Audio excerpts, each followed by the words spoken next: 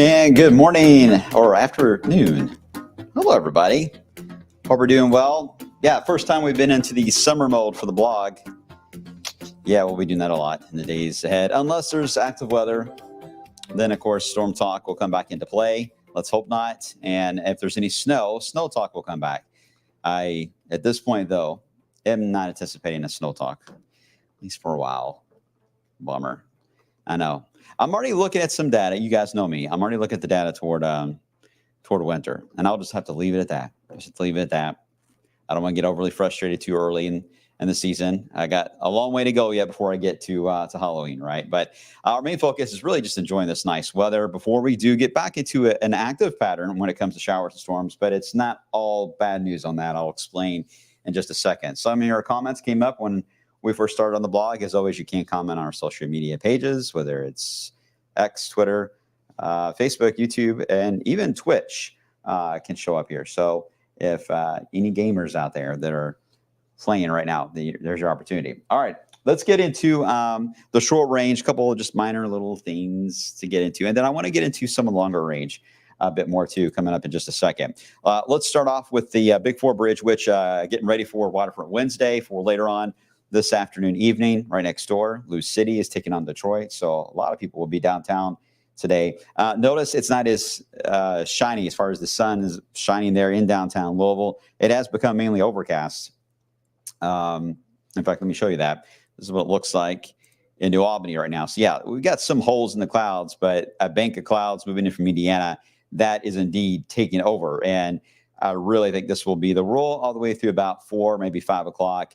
And then perhaps we'll get back into a partly sunny setup there. But overall, clouds will keep things cool as well. Look at the numbers where the clouds have been holding on. In the 60s, Louisville's been holding close to about 68, 69 now for several hours. Where the sun's been out, for those of you down into Marion County.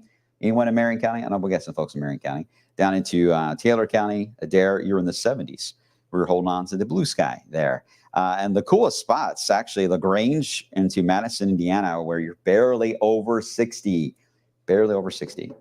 Could even require maybe some jackets this evening if you're heading downtown to whether it's Waterfront Wednesday or to the Lou City game, because that cool wind will remain. All right, so the clouds are dropping in like a little spaceship, just boom, right there from Indiana right into I-64. They'll keep sinking south, by the way. So even though I'm letting you guys brag, let me brag on you guys, I should say, therefore, Marion County, where you get inside, the cloud cover is certainly heading your way. Now, some of this is trying to still squeeze out some showers. In the backside of this low that's spinning in Ohio, Just now entering at least a few raindrops into the northern side of Jennings County.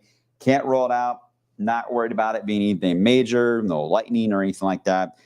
Just maybe a shower or two as it drifts mainly along east of 65. And that's really the case for both Indiana and Kentucky. Would see that ordeal. Meanwhile, boy, Texas is stuck in this severe pattern because we had the front move through. We had the low that it's been attached to it and several lows kind of replacing it, but it keeps it very much a trough in the eastern United States. Meanwhile, you've got all this heat that's building into the Rockies in the western United States. But that's that spot where the two are meeting up. That's where you're ending up with just a constant feed of moisture and severe potential that is inundating really Texas, Oklahoma, and Kansas. And you can even see, looking at the storm fuel, how it just continues to build backwards to the northwest, heading into Chicago or into Colorado. So that's going to keep, again, stormy pattern and severe risk, I think, on a daily basis, too, for the west central areas of the lower 48 and the front range. So still a lot of storm chasers out there. I think the WKU storm chasing team is actually still out. So they may still have some action to track there. For us, you can see a little bit of fuel east of us. And that's because you're going to get a little more of a sunnier setup and isolated thunderstorms on the east side of upper lows like that we have in Ohio. So the east side is what you need to worry about. We're on the west side. So that's the reason why we get a tamer version. And then some typical showers and storms in Florida. But that's really about it. Nothing too wild on the storm side. Hold on to rain chances. I'm not sure why the first one's red. Sorry about that. But rain chances, we'll keep it low as we get through the evening just because of that little spoke rolling in from the backside of the low. You can see that kind of dropping into the area. It even tries to hint at one or two more later tonight up 71. Not worried about that. I mean, real minor stuff overall. But cool mornings, you betcha. Tomorrow morning, 54 here into Louisville. Several you'll be awful close to 50 for the overnight low. And then the coolest morning in the entire week, I think it's going to be Friday. Louisville about 52. Several of you watching around 47, 48 degrees. Even for my tortoise, Harry, it's getting a little close. We have to get a heat lamp for him and we have to come inside. So it's unusually cool, not record breaking, but unusually cool. And what is interesting is, in the final days of May, I was looking at the stats. As it stands now, we're up there as one of the warmer Mays on record for Louisville. We'll officially know this coming up later this week, where we officially stand. Rainfall has been 6 inches so far. That is not in the top 10, but it's up there. My house, I've had 10 inches of rain since Derby Day at my house alone. So it's been a very wet month for sure, even if it doesn't hit official records. But these cool mornings, what I'm trying to say here is enjoy them. All right. We know we're not going to hold on to that into the summer season. So it's nice when we have a chance to still at least enjoy a bit of spring before summer moves in, because summer is one of the few seasons that is very difficult to get rid of once it arrives.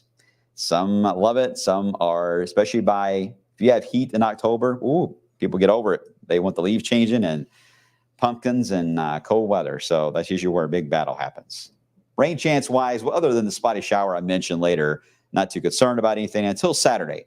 That's when a low pressure will move from areas of Missouri into Indiana. As that low kind of just zips on by, it'll drag a boundary by. I'm thinking right now this is going to take until later into the afternoon hours on Saturday. I'm not seeing really right now a lot of instability. The later timing does at least add that question. There could be some lightning and thunder, but I do not see anything on the severe side.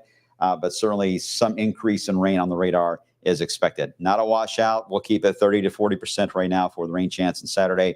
Just at the moment, I do not see a completely dry day is what I'm trying to say. Just be aware of some more adjustments on this as we get closer. Now, it does drag a front in the area that kind of gets stuck across Kentucky. I feel like I've said that many times. So once again, on Sunday, there could be some clusters of showers and storms that may form along that. Again, not anything that we worry about on the severe side, just annoying downpours every once in a while. So I wouldn't cancel your weekend plans. If you are wanting to get into the pool this weekend, obviously you're going to have to dodge some of these downpours and thunder. By the way, the pool water is going to be cold because I mentioned those lows in the 40s tonight. So yeah, good luck. I mean, you can jump in, but you're going to be jumping right back out. But if you're heading into theme parks or anything outside, again, don't cancel your plans. Be aware, though, there will be some showers and storms around. But then that leads us into what looks to be a pattern that is going to get kind of stagnant for the first entire week of June. I'm seeing several rounds of showers and storms. It's a very weak wind flow in the area overall until we get to about Thursday or Friday next week. But for Monday, Tuesday, and Wednesday, the wind flow is weak across the lower 48, and it's just general showers and storms just pop up in the heat of the day. Some could be strong. I can't rule that out, but mainly just heavy rainmakers and a lot of lightning. Again, very typical summer stuff. So that's good news. Eventually, though, that dip in the jet you see there will push in. I'm thinking right now that's going to be either next Thursday or Friday that would happen. Now, when that happens, yes, perhaps there could be a slightly better opportunity to get some stronger storms out of that, but we'll see if that indeed plays out. Here is the latest from all the different analogs we look at for severe weather. You guys love these maps. I know it may be hard to see, so I'll try to highlight. This is the, well, hold on, back up. This is the SIPs, this is the analogs for early next week, indicating the chance for maybe a strong storm or two. This analog does okay. It's not the greatest. It does all right. Here's the CSU, the AI that everyone seems to love. I know it's a smaller one, but it's just each day of the week. So this would be Friday, here's Saturday, Sunday, and Monday, and Tuesday, and Wednesday. And really, we don't get into any low and severe risk until we get to Tuesday and Wednesday of next week. And again, it's a low end risk that we're talking about here. Just because, I mean, yeah, the wind fields will be weak, but with enough instability around with highs in the mid 80s, maybe upper 80s, dew points around 70, yeah, you're going to get that chance to get in a few warnings. So it makes sense. But again, nothing alarming that I can see there. The next map, which you got a little bit of a preview of, because I hit the wrong button. This is looking at, and this is a bit of a complex chart, but I like it. I like it because it actually tries to predict the potential for active weather, showers, and thunderstorms down the road. And I know this is hard to read. The current line, the best way I can explain it is this line here in the middle. I can't draw, the line won't let me draw straight because there's something weird, I guess, on the desk with the mouse. Anyway, this is the current time period. And what it's doing is each model run tries to predict if there's going to be quiet weather, which will be in blue, or you get into more active weather, which you get into the yellows and reds. And if you get a red X, that indicates a little more of a significant chance at severe weather. Well, notice this most recent run, which is going to be the top few rows here. Most recent run has a lot of blue for the next several days, which matches up with the current weather pattern. Yes, it does develop a little bit more of a noise as we head into the last portion there of June, although much of that, from what I'm able to gather, is focused more into the front range of the Rockies again, into Texas all the way to Dakota. So I don't see a strong signal that is going to be indicating a lot of problems for us in late June as of right now, but I'll be watching this. What is interesting is remember this was the cool weather it was predicting for the weather we just came out of. It really didn't start to lock in on the severe weather. You can't see the date, but it was around the first 10 days of May. It locked in on how the Memorial Day weekend would play out. But if you've been watching the blog, we talked about that. I can't remember when it was. Maybe somebody here remembers. It was, I want to say, late April, early May. We were talking about this chart and the idea that we could get severe weather for Memorial Day weekend.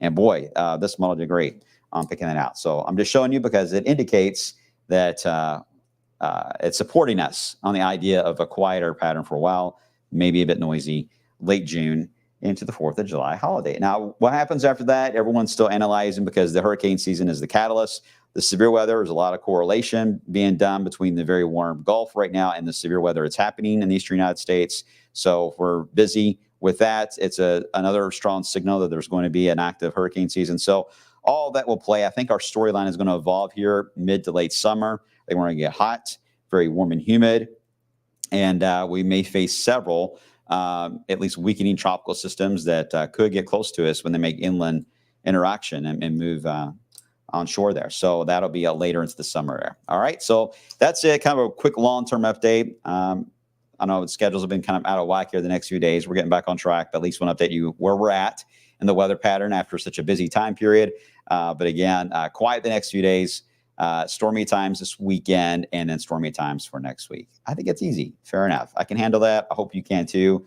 And I hope that you're trying to get outside and enjoy this nice weather because it's absolutely gorgeous out there and nice and cool. Even if it is mainly overcast, it is really, really nice. So I hope you're out there enjoying it. All right. I'll see you guys coming up on the flip side at 3 o'clock.